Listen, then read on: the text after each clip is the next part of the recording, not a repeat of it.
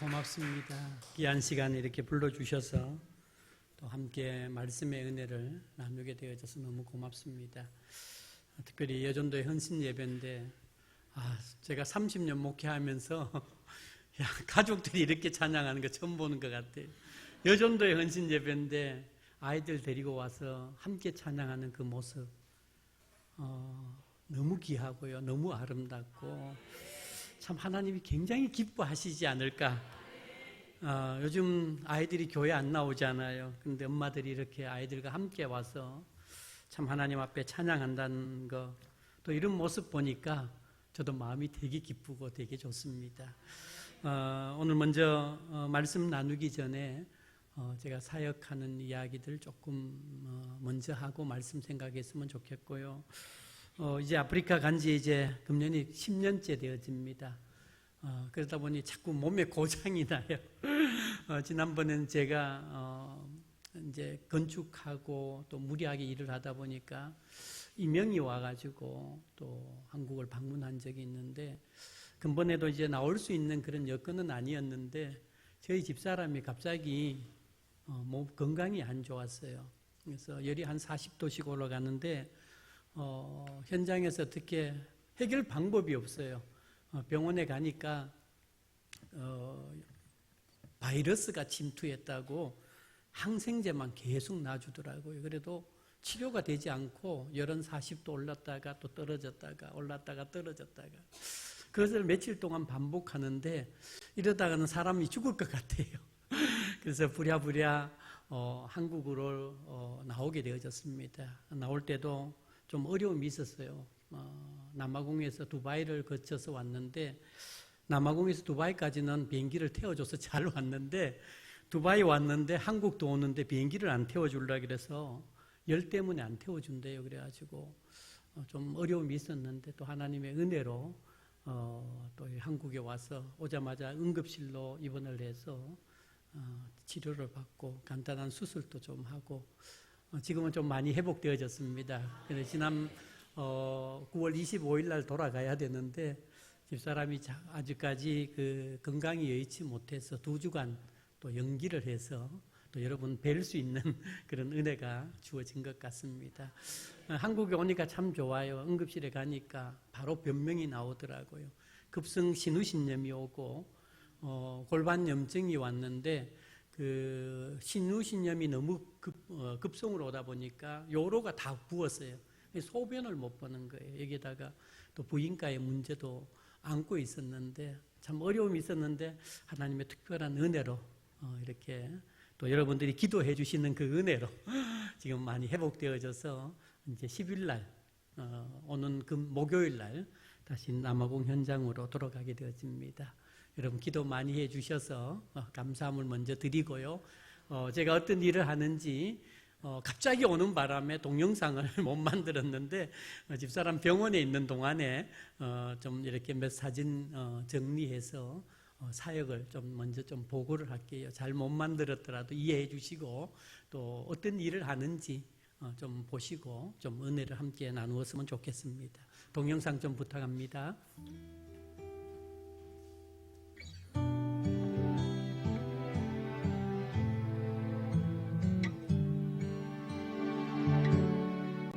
고달픈 삶의 은혜도 무뎌지고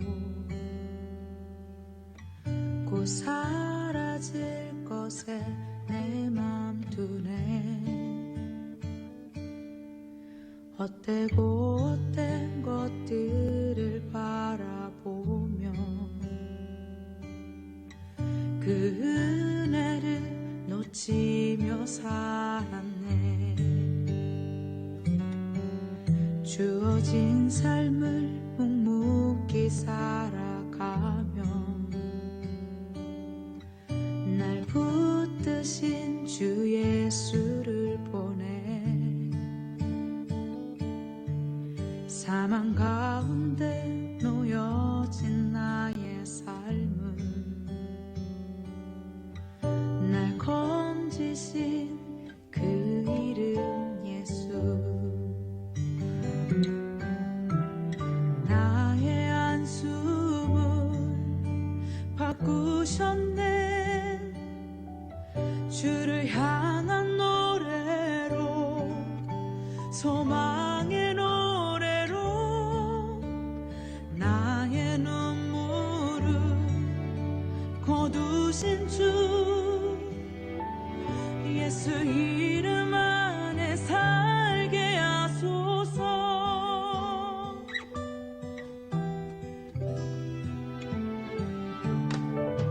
주어진 삶을 묵묵히 살아가며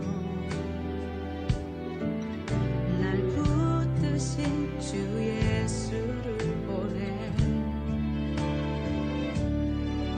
사망 가운데 놓여진 나의 삶은 날 건지신 그 이름 예수, 나의 안수를 바꾸셨네. 주를 향한 노래로, 소망의 노래로 나의 눈물을 거두신 주, 예수 이름 안에 살게 하소서. 나의 안수를 바꾸셨네. 주를 향한 노래로, 소망의 노래로 나의 눈물을 거두신 주, 예수 이름 안에 살게 하소서.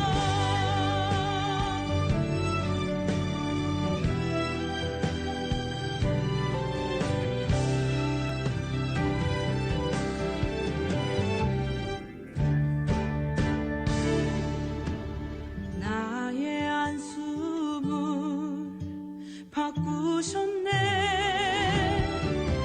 주를 향한 노래로, 소망의 노래로 나의 눈물을 거두신 주,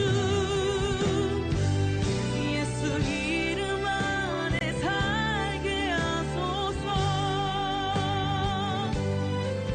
예수 이름 안에 살게 하소서.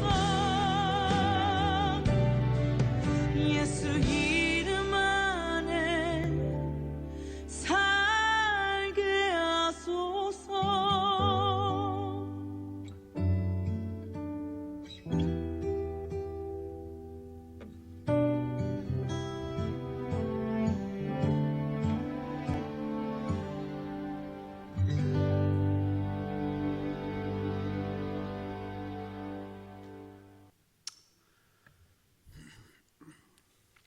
어떤 목사님이 계셨습니다.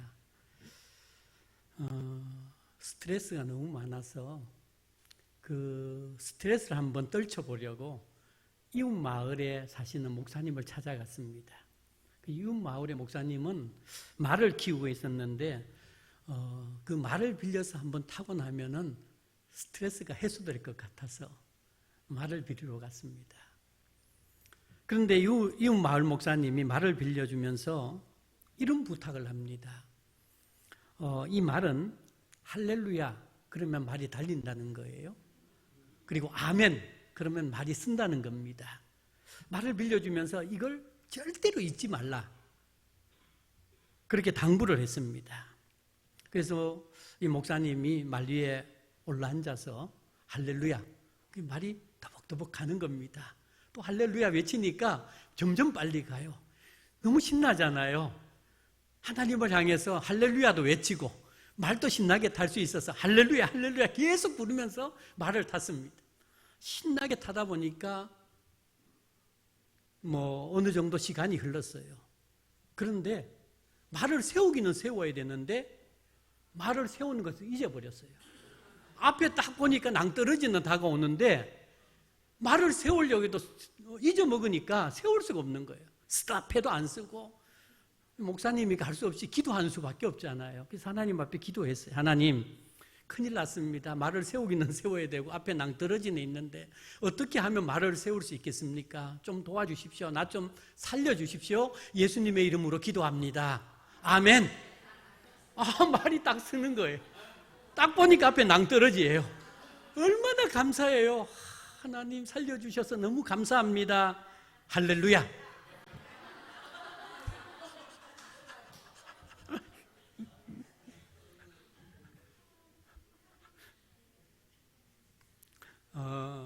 아마 여러분들은 하나님의 말씀보다 오후 시간이니까 잠오시지요. 하나님 말씀은 우리 목사님을 통해서 좀 은혜를 받으시고, 저는 이제 아프리카 이야기 조금 더 하겠습니다. 교회 사역은 제가 유호프 처치 오브 지저스 크라이스트, 아로마 오브 지저스 크라이스트 두 교회를 지금 섬기고 있습니다. 매주일 두 교회에서 사역을 해요. 저희 집하고 교회하고 거리는 한 80km 정도 떨어져 있습니다. 사역지가 멀다 보니까 늘 아침 일찍이 움직여야 돼요. 선교 현장에서는 살아갈 수가 없는 게 치안이 안 좋기 때문에 아마 이사를 가면은 일주일 안에 아마 죽든지 아니면 알몸으로 쫓겨나오든지 둘 중에 하나일 겁니다. 그래서 그렇게 살 수가 없어서 시내에서 살고 또 선교지까지 이렇게 다녀야 되는 그런 아픔이 있습니다. 그래서 한 80km를 이렇게 다니고 있습니다. 아침에 한 7시 정도 저희들이 집에서 출발해서 새소망교회로 저희들이 가게 되어집니다. 그런데 교회 안에 집기들을 놓으면은 참 좋은데 집기들을 둘 수가 없어요. 도둑이 너무 심해갖고요. 지붕을 뜯어서 훔쳐가는데 앰프라든지 제너레이터나 이런 것들을 교회 안에 두면은 다 도둑을 맞아요. 그래서 매주일마다 싣고 다녀야 돼요. 그래서 제너레이터에다가 앰프에다가 또 교회에서 후원해준 빔, 그 다음에 컴퓨터 이런 것들을 다 싣고 그렇게 선교지를 갑니다. 1시간 정도 운전해서 선교지에 도착을 해서 유호프 처치 새소망교회에 세팅을 합니다. 아주 전기가 없기 때문에 거기서 예배 드릴 수 있는 시스템을 만들어 놔요. 그러면은 9시부터 저희 집사람이 주일학교 아이들 예배를 드립니다. 저는 세팅을 마치면은 바로 아로마 교회로 가게 되어집니다. 거기 가서 다시 제너레이터와 앰프를 설치하고 예배를 준비해서 9시에 어른 예배를 드리게 되어집니다. 장년 예배예요. 서로 다른 곳에서 한쪽에서는 주일학교 예배를 드리고 저희 집사람이 한쪽에는 제가 어른 예배를 그렇게 드리게 되어집니다. 그리고 예배를 마치면은 10시 50분이나 막 이 정도 됩니다. 그러면은 급하게 장비를 좀 정리만 해가지고 컴퓨터나 이런 거 귀한 것만 들고 다시 유호프 처치로 옵니다. 그렇게 와서 다시 그곳에서 11시에 어른 예배를 드려요. 그러면은 보통 1시 반 정도 예배가 끝나요. 그러면은 그 1시 반에 예배가 끝나면은 유호프 처치에 있던 모든 장비들 다시 차에 옮겨 싣고 또 다시 아로마 교회, 예수님의 향기 교회로 또 가게 되어집니다. 그래서 오후 2시에 또 주일학교 예배를 거기서 또 드리게 되어집니다. 이렇게 해서 바쁘게 다니면서 주일 사역을 그렇게 감당하고 있습니다. 주일학교 아이들이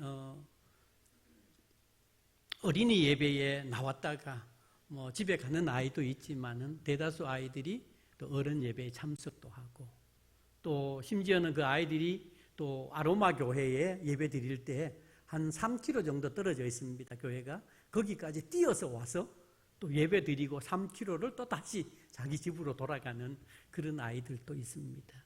어쨌든지 이런 아이들과 함께 또 이렇게 예배를 하나님 앞에 드리고 있고 유호프 처치는 이제 개척한 지 2년 정도 되어졌고요. 아로마 교회는 개척한 지 1년이 됐습니다. 7월 첫 주, 금년 7월 첫 주에 1주년 그렇게 예배를 드렸고요. 아이들은 한 200~300명 정도 모여서 하나님 앞에 예배 드리고 있습니다. 그리고 예배 마치고 저희 아이들 둘이 있는데 지금 같이 왔어요. 남매가 있는데 아이들에게 리코더나 또 음악 교실을 해서 아이들에게 음악을 가르치고 있고, 또 전국중앙교회에서 어떤 성도님의 후원을 통해 가지고 이제 컴퓨터를 기증해 주셔서 지금 교회 안에 유치원 아이들과 함께 또 컴퓨터도 가르치고 그렇게 사역을 하고 있습니다. 근데 이 아프리카 땅이 남아공이 참 전도가 잘 안 돼요. 도시 교회는 많은 사람들이 모여서 하나님 앞에 예배를 드리는데 도시에서 조금만 벗어나면은 전형적인 아프리카 흑인들만 살아가는 지역입니다. 대도시에서 한 50km만 짧은 곳은 한 30km만 벗어나면 있잖아요. 거의 흑인들만 삽니다. 이런 곳에서는 교회들은 많이 있는데 큰 교회가 거의 없습니다. 복음률이 많이 낮기 때문에 한 5% 정도도 안 됩니다. 많은 교회들이 있지만은 모이는 사람들이 한 10명, 20명, 100명 이상 모이는 교회가 거의 없을 만큼 큰 교회들을 찾아보기가 어렵습니다. 이 전도가 잘 안 돼요. 백인들이 지배를 했기 때문에 예수님에 대해서는 너무너무 잘 알아요.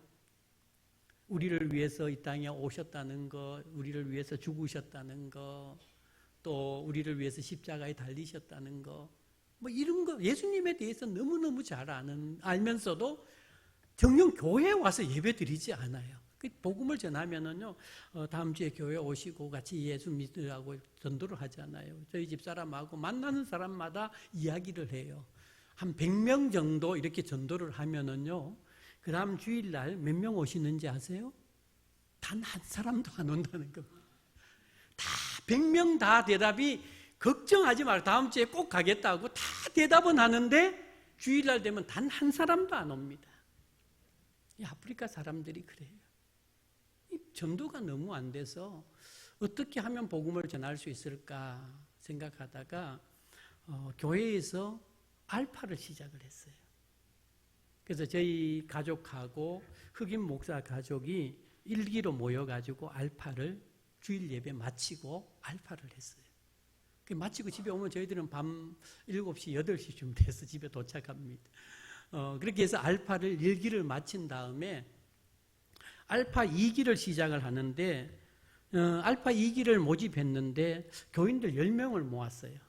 10명을 모아가지고 알파를 시작하는데 시작하면서 제가 고민을 되게 많이 했어요. 믿음이 없어가지고 이 알파가 될까? 이 알파가 정말 이루어질 수 있을까? 마칠 수 있을까? 제가 믿음이 없다 보니까 고민 되게 많이 하면서 선교지 다니면서 늘 기도하는 게 하나님 어떻게 하면 좋아요? 알파 하기는 해야 되는데 어떻게 하면 좋아요? 믿음이 없다 보니까 자꾸 그런 기도가 돼요. 왜 그런 기도를 했느냐 하면은 저희들 선교지에는 물도 없고 전기도 거의 전기도 없고 물도 거의 없습니다. 때로는 이제 물이 한 번씩 나와요. 근데 주일날 물 나오면은요, 교인들이 한 사람도 안 나와요. 왜냐하면 집에서 빨래하느라고요. 그래 예배 드리려고 갔는데 교인이 없어요. 그래 보면은 그날 물 나오는 날이 이 빨래하느라고 그때 빨래 못하면 못하잖아요. 그러니까 교회 안 오고 다 빨래하고 있어요. 이런 사람들 데리고 알파를 한다고 생각하니까 참 쉽지 않잖아요. 그리고 일거리 있으면은 주일 예배 드리러 오는 것이 아니라 일하러 가요. 심지어는요, 현지 목사들도 주일날 일거리가 있으면 예배 안 드리고요, 일하러 가버려요. 교회는 텅텅 비워놓고 가버려요. 이 남아공에 참 현실적인 이런 문제가 있습니다. 근데 이런 사람들을 데리고 알파 14주를 내가 어떻게 마칠 수 있을까? 정말 기도하면서 하나님 어떻게 하면 좋아요? 어떻게 하면 좋아요? 그렇게 알파를 시작을 했는데요. 10명을 데리고 알파를 시작했는데 하나님이 8명을 수료하게 해주셨어요. 참 기적을 하나님이 보여주셨습니다. 그러면서 이 사람들과 알파를 하면서 아프리카 사람들, 남아공 사람들의 신앙의 모습들을 제가 새롭게 깨닫게 되어졌습니다. 말씀드렸던 것처럼 예수님에 대해서는 잘 알아요. 그런데 성경이 말하는 성령에 대해서는 전혀 모르고 있더라는 겁니다. 성령이 어떤 분이신지, 성령이 어떤 일을 하시는 건지 이 사람들은 전혀 몰라요. 어떤 부족은 우리가 가지고 있는 영과 혼과 육이 있잖아요. 근데 이 사람들은 육과 혼과 영을 스프릿을 같이 봅니다. 그러니까 이게 성령이 말하는 성령을 설명하기가 너무너무 어려워요. 복음 전하기가 이렇게 어려워요. 그래서 제가 성령에 대한 이야기를 하면서 이런 이야기를 했어요. 우리 마음 속에는 두 가지 마음이 있다. 육신의 마음이 있고 성령이 주시는 마음이 있는데, 육신의 마음이 강하면은 성령의 마음을 지배하게 되어지고, 성령의 마음이 강하면은 육신의 마음을 지배하게 되어집니다. 그러면서 제가 예를 들었어요. 어떤 예를 들었느냐 하면은 오늘 주일입니다. 교회 나오는 날이죠. 그런데 그날따라 손님이 찾아왔어요. 물이 나왔어요. 여러분, 이 속에서 여러분 갈등하는 것 있으지요? 하니까 있대요. 교회를 가야 될까? 아니면 빨래를 해야 될까? 제가 그렇게 설명을 했어요. 그러면서 교회 나오는 마음은 성령이 주시는 마음이고, 빨래를 하는 마음은 육신이 주는 마음이다. 그러면서 성령에 대한 이야기를 했어요. 그렇게 이야기했지만은 교회 와갖고 알파를 마친 다음에 이런 간증을 해요. 자기가 교회 올 때 그냥 오는 줄 알았대요. 내가 가고 싶을 때 가는 줄 알았는데 성령이 나를 이끌어서 교회에 온다는 사실을 처음으로 알았대요. 그래서 내가 교회에 나오는 것은 성령 때문에 나온다는 고백을 했습니다.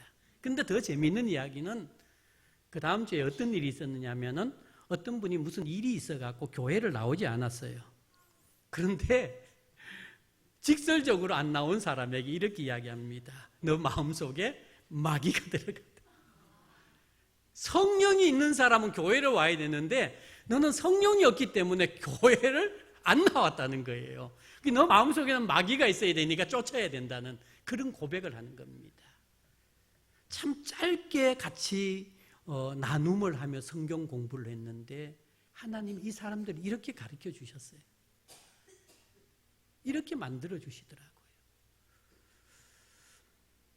그리고 제가 너 고향이 어디냐고 한번 물어봤어요.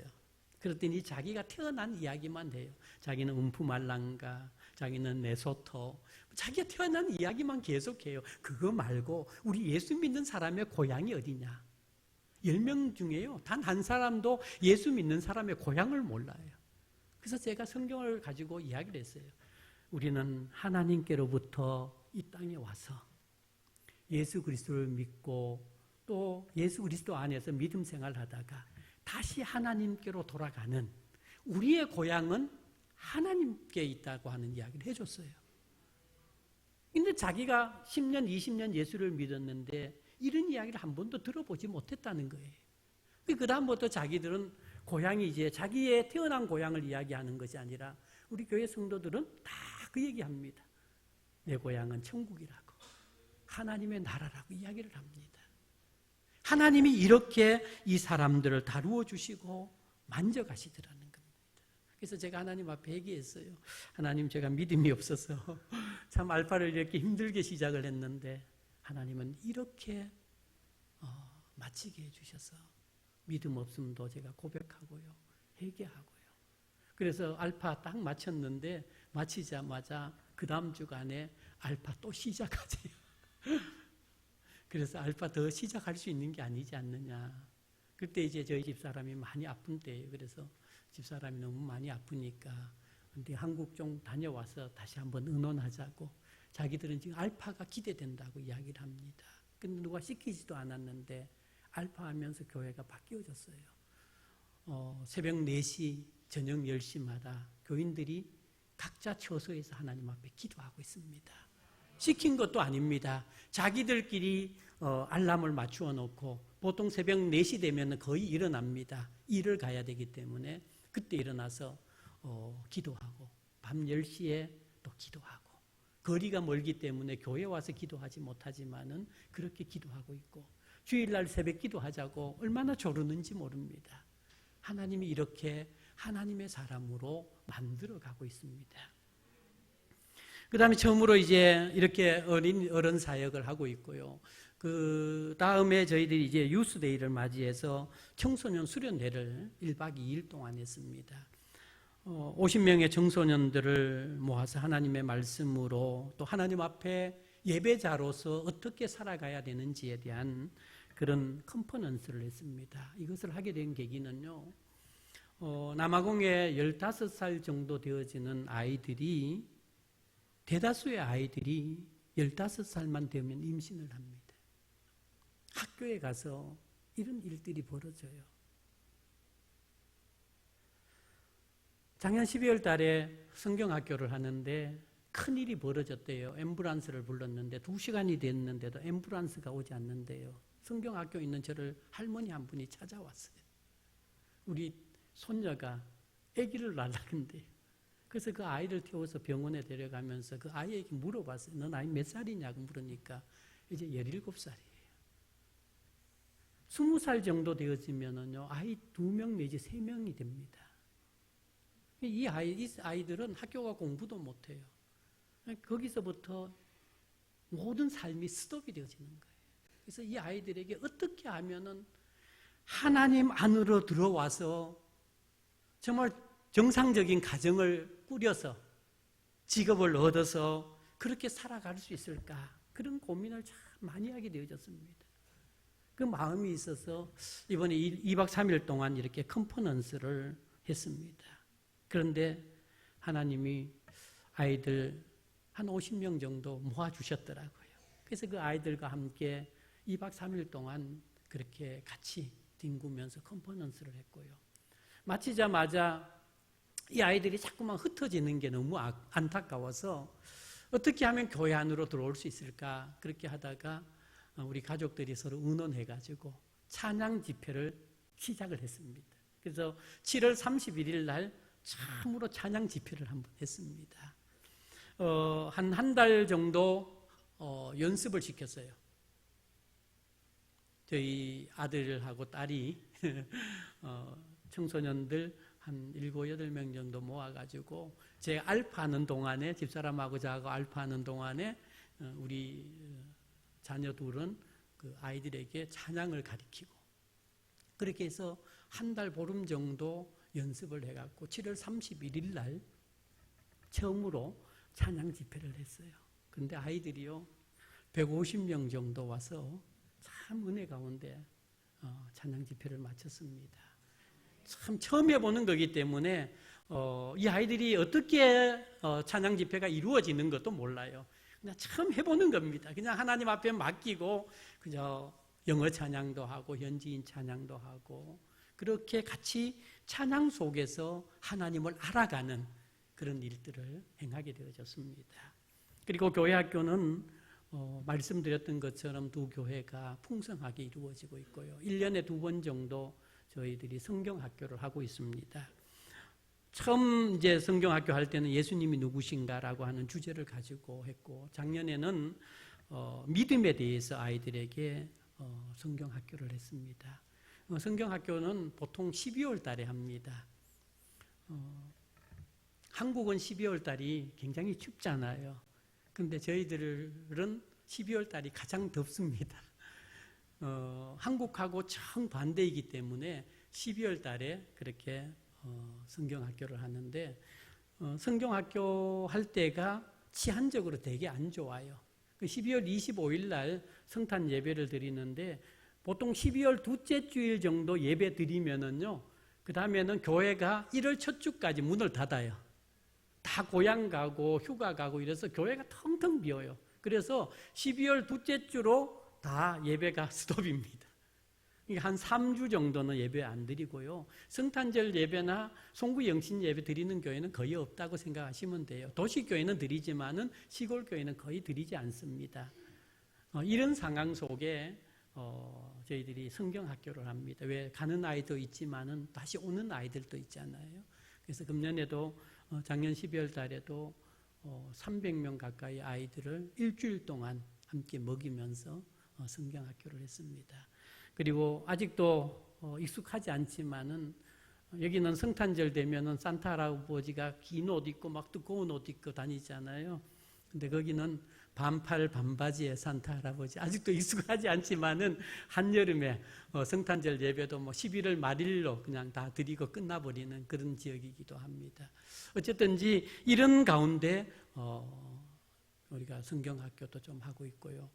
그 다음에 이제 신학교 사역은 보고 드렸던 것처럼 작년에도 우리 목사님 오셔서 1회 졸업식 해주시고 금년에 2회 졸업식 해주셨는데 1회 졸업식 말씀드렸던 것처럼 참 하나님 기적적으로 17명 졸업시켜 주셨고 금년에는 9명 그렇게 졸업을 했습니다.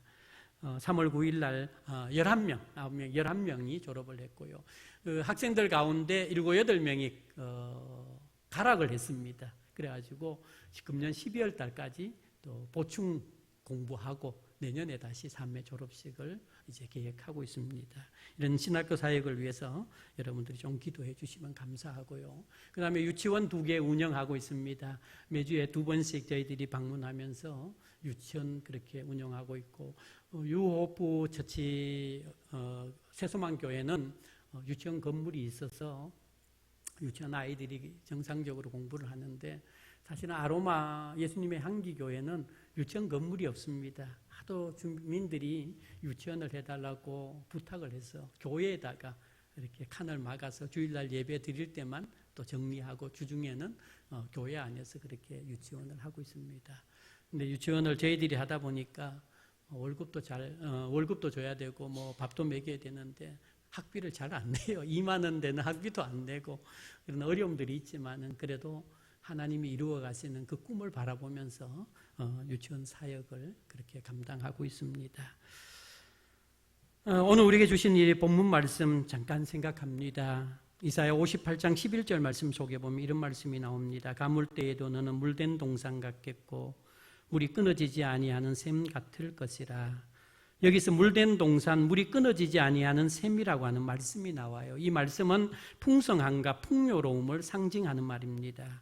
오늘 예배에 나오신 여러분들, 오늘 헌신 예배를 다짐하는 우리 사여전도 회원 여러분, 물된 동산 같고 물이 끊어지지 아니하는 샘 같은 풍성함과 풍요로움의 축복이 있기를 주의 이름으로 축원합니다. 우리가 인생을 살다 보면 시대적으로나 개인적으로 어렵고 힘들 때가 참 많이 있습니다. 지치고 곤비하고 메마르고 궁핍할 때도 참 많이 있습니다. 이러한 때에 모든 사람들이 바라는 것이 무엇입니까? 바로 풍성함입니다. 풍요로움입니다. 좀 넉넉하고 여유 있고 모자람이 없는 그런 풍성한 삶을 바란다는 것입니다. 자, 그렇다면 어떻게 하면 우리의 바람대로 이런 풍성한 삶을 살 수 있을까? 오늘 본문이 그 해답을 우리에게 주고 있습니다. 여러분, 풍성한 삶을 살기 위해서는 항상 하나님을 곁에 모시고 살아가야 됩니다. 하나님을 곁에 모시고 살아갈 수 있기를 소망합니다. 오늘 헌신을 다짐하는 여전도 회원 여러분, 꼭 주님 곁에 모시고 사십시오. 주님만 곁에 있으면 풍성해집니다. 풍요로움을 주시는 분이 누굽니까? 하나님이시잖아요. 하나님은 모든 것에 풍성하시고 충만하신 분입니다. 하나님은 풍성함의 근원이십니다. 하나님은 풍요로움의 원천이십니다. 믿습니까? 하나님을 내 인생의 가장 가까운 곳에 모시고 살면은 우리 인생은 풍요롭다는 겁니다. 시편 1편 3절 말씀에 보면 이런 말씀이 나와요. 저는 시냇가에 심은 나무가 시절을 쫓아 가시를 맺으며 그 잎사귀가 마르지 아니함 같으니 그 행사가 다 형통하리로다. 아멘. 여호와의 말씀을 주야로 묵상하는 사람, 하나님을 곁에 모시고 살아가는 사람, 이런 사람에게는 언제나 풍요로움과 형통함의 복이 있다는 거예요. 예레미야 17장 7절 이하 8절 말씀 속에도 보면 이런 말씀이 나옵니다. 무릇 여호와를 의지하며 여호와를 의뢰하는 그 사람은 복을 받을 것입니다. 그는 물가에 심기운 나무가 그 뿌리를 강변에 뻗치고 더위가 올지라도 두려워하지 아니하며 그 잎이 청청하며 가무는 해에도 걱정이 없고 결실이 그치지 아니함 같으리라. 여호와를 의지하는 사람, 여호와를 의뢰하는 사람이 이런 복이 있다는 겁니다. 다시 말하면 하나님을 항상 곁에 모시고 살아가는 그런 사람에게는 풍요로움의 축복이 있습니다. 여러분, 선교지의 삶을 살다 보면은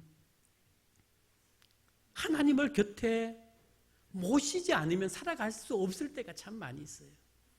여러분들은 하루의 삶 속에서 진정으로 주님의 이름을 부르고 주님을 생각하는 그때가 얼마나 된다고 생각하십니까? 너무 바쁘게 살다 보면은 하루 종일 예수님 생각 한 번도 안 하고요. 예수님 이름 한 번도 부르지 않고 살아갈 때가 참 많이 있어요. 그렇지 않아요? 근데 선교지에 살다 보면은 그렇지 않아요. 다 주님을 기억할 수밖에 없어요. 왜냐하면은 어떤 일이 일어날지 몰라요. 가끔 이제 선교지를 가다 보면은 전기가 없고 물이 없으니까 이 사람들이 데모를 해요. 그러면 우리나라처럼 관공서 앞에 가서 데모를 하면 참 좋은데 차량이 없고 걸어가야 되니 갈 수가 없잖아요. 그 관공서 앞에서 데모는 거의 안 일어납니다. 자기 동네 앞에서 데모를 해요. 그 데모하는데 어떻게 하느냐면 도로를 점령해요. 그 도로에다가 돌을 갖다 놓고 폐 타이어를 갖다 놓고 불을 질러버려요. 그럼 폐 타이어가 다 탈 때까지 꼼짝을 못해요. 그러면 앞뒤에 이렇게 불을 지르고 나면 중간에 갇히는 경우도 있잖아요. 이런 일들이 일어나요. 선교지 안에서도 금년에도 5가정이 다 함석으로 내어진 집인데 그런 집도 훔쳐가요. 차도 5대를 훔쳐가고 집 안에 있는 사람 없으면 밤에 와가지고 몽땅 막 다 가지고 가는 그런 일도 있고, 또 갑자기 밤에 누가 나타나가지고는 총으로 그냥 쏴고 도망가 버렸어요. 누가 어떻게 죽었는지도 모릅니다. 이런 일들도 뭐 비일비재하게 일어나요. 그러니 선교지 갈 때마다 어떻습니까? 그냥 갈 수 있겠어요? 하나님, 오늘도 출발합니다. 하나님, 주님을 곁에 모실 수밖에 없는 이 심정 주님 아시죠? 그러면서 선교지를 향해서 가는 거예요. 그렇게 하나님의 이름을 부르고 주님을 이름을 부르고 선교지로 가면 그렇게 풍요로울 수가 없어요. 그렇게 행복할 수 없어요. 선교지 가는 것이 너무 행복하고 좋다는 겁니다. 왜? 하나님이 그 기쁨을 주셨기 때문입니다. 시절을 쫓아 가시를 맺고 모든 행사가 다 형통하기를 오늘 여러분들이 바라십니까? 더위가 오더라도 두렵지 아니하고 가뭄해에도 걱정이 없고 결실이 끝이지 않는 그런 복을 여러분들이 원하십니까? 그렇다면 하나님과 함께하는 인생을 사시기 바랍니다. 하나님을 항상 곁에 모시고 살아갈 수 있는 여러분 되기를 소망합니다. 물된 동산, 물이 끊어지지 않는 샘, 물가에 심기운 나무, 물 곁에 묵성한 가지, 이런 공통점이 뭡니까? 뿌리를 다 물에 두고 있다는 거 아니에요? 물 곁에 뿌리를 내리고 있는 겁니다. 이는 하나님께 뿌리를 두고 살아가는 그 삶을 말하는 겁니다. 여러분, 오늘 우리의 삶은요, 하나님께 깊이 뿌리를 내리고 살아가야 됩니다. 오늘 헌신 예배 드리는 우리 사회전도 회원 여러분, 정말 뿌리를 하나님께 깊이 내릴 수 있기를 소망합니다. 하나님께 뿌리를 두고 사는 삶이 어떤 사람입니까? 어려울수록 하나님께 더 기도하는 삶입니다. 힘들수록 더 하나님 의지하는 삶입니다. 안 될수록 더 하나님 붙들고 살아가는 삶입니다. 이것이 사는 비결입니다. 이게 소생하는 비결입니다. 풍성함을 얻는 비결입니다. 그런데 많은 그리스도인들을 보면 어리석게도 어려우면 하나님을 더 멀리합니다. 힘들면 더 신앙이 나태되어집니다. 무엇이 안 되면 기도조차도 하지 않습니다. 오늘 여러분들은 그렇지 않습니까? 저희들은요, 힘들면 힘들수록 주님을 더 붙듭니다. 안 되면 안 될수록 더 주님 앞에 가까이 갑니다.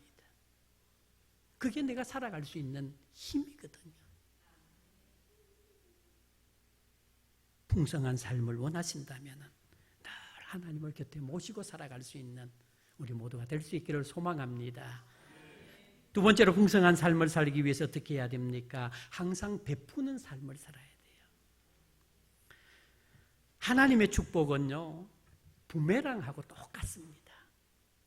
버린 것 같은데 다시금 나에게 돌아옵니다. 하나님의 축복은요, 산울림, 메아리하고 똑같습니다. 나에게서 떠난 것 같은데 다시금 내게로 돌아오는 것, 이게 하나님의 축복입니다. 다시 말해서 하나님의 축복은 행한 것에 따라서 보응을 받습니다. 베푼 만큼 받습니다. 심은 만큼 거둔다는 말씀입니다. 고린도후서 9장 6절 말씀에 보면은 적게 심는 자는 적게 거두고 많이 심는 자는 많이 거둔다는 말씀이 있습니다. 많이 거두기를 원하면 많이 심으셔야 됩니다. 하나님의 축복은요, 역설적입니다. 높아지고 싶으냐? 그러면 낮아지라, 그렇게 말씀하잖아요. 받고 싶으냐? 그러면 먼저 나누라, 그렇게 말씀합니다. 풍성해지고 싶으냐? 그러면 베풀라, 그렇게 말씀합니다. 전도서 11장 1절 말씀에 보면 너는 내 식물을 물 위에 던지라, 그러면 여러 날 후에 도로 찾으리라. 베풀면 여러 날 후에 찾는다는 겁니다. 잠언 11장 25절에도 보면 이렇게 말씀합니다. 흩어 구제하여도 더욱 부하게 되는 일이 있고 가도히 아껴도 가난하게 될 뿐이니 구제를 좋아하는 자는 풍족해질 것이요 남을 윤택케 하는 자는 윤택하여지리라. 구제를 좋아하는 사람은 풍성해준다는 겁니다. 누가복음 6장 38절에도 예수님이 이렇게 말씀하잖아요. 주라 그러하면 후이되어 누르고 흔들어 넘치도록 하여 안겨주리라. 아멘. 나누면은 하나님께서 누르고 흔들어서 넘치도록 채워주신다는 거예요. 베푸는 삶을 살 때에 내가 풍요롭게 되어지는 겁니다. 오늘 본문 말씀, 물된 동산의 축복과 물이 끊어지지 아니하는 샘의 축복을 말씀하시기 전에 이사야 58장 7절서부터 12절 말씀에 보면은 베풀라, 나누라 그렇게 말씀합니다. 베푸고 나누면은 하나님께서 물된 동산 같은 축복을 주신다, 그렇게 말씀합니다. 여러분, 풍요로워지기를 원한다면 더 많이 나누십시오. 저도 이 비결을 선교지에서 배웠습니다. 선교지의 삶을 살다 보면은 이 베풀고 나누는 삶이 늘 몸에 배게 됩니다. 가끔씩 예배 마치고 나오면은 이 흑인 교인들이 맨날 돈 달라 그래요.